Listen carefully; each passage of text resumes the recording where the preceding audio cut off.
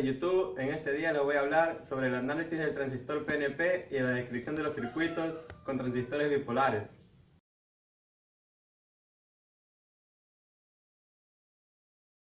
El transistor es un nuevo componente utilizado en las prácticas de electrónica.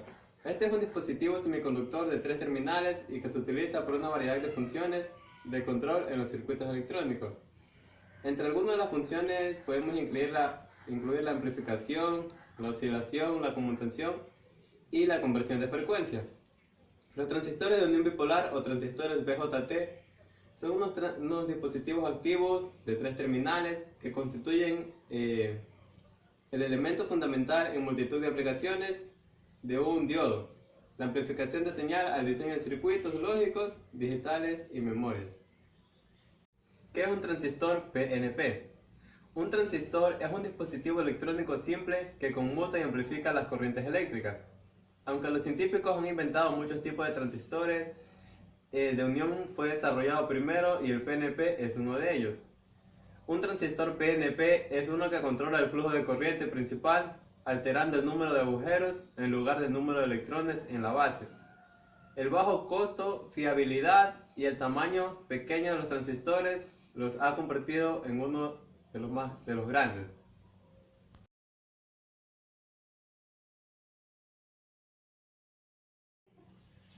Descripción de los transistores PNP.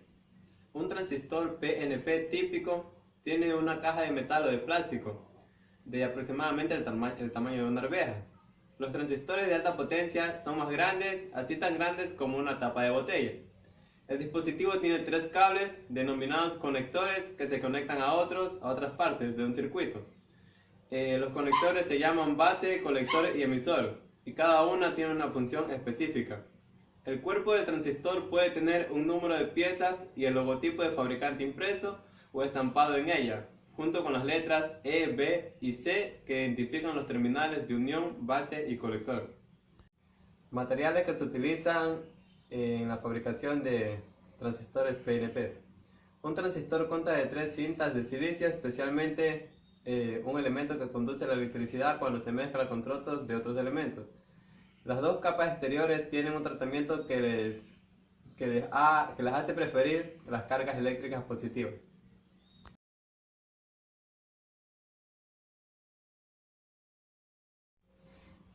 Acción de los transistores PNP. Una pequeña corriente eléctrica que fluye en los conectores, emisores y en la base del transistor controla una corriente más grande desde el emisor al colector. Un transistor PNP gira sobre la conexión de su emisor-colector si la tensión de la base es menor que el emisor. Esta acción de tipo válvula permite que el transistor controle la corriente en grandes y pequeñas en un efecto amplificador en las corrientes más pequeñas. Polarización directa de la unión emisor de un transistor PNP. El polo positivo se encuentra conectado al emisor y el negativo a la base. En este caso, el movimiento de electrones se produce de base a emisor, convencionalmente de emisor a base. La zona de saturación. En esta región las tensiones de colector-emisor son muy pequeñas, prácticamente cero. Sin embargo, las corrientes de base y colector son las máximas permitidas para el correcto funcionamiento. En estas condiciones tenemos el transistor comportándose como un circuito o interruptor cerrado. Zona de bloqueo o corte. La zona correspondiente a esta implica que el transistor trabaja por debajo de la curva. En estas condiciones, sin intensidad de base, la tensión de colector alcanza su máximo valor, es decir, el de salida, comportándose como un interruptor abierto. También hablaremos sobre los varios circuitos de polarización. El funcionamiento correcto del transistor implica una colocación o conexión con respecto a los demás componentes del circuito, y más especialmente con la alimentación. En los transistores NPN, por diferenciarlos de los PNP, la corriente siempre debe introducirse por el colector, hablamos de corrientes en sentido convencional, y salir por el emisor, por lo que el colector debe ser más positiva que el emisor. ¿Para qué queremos las resistencias en una polarización de base?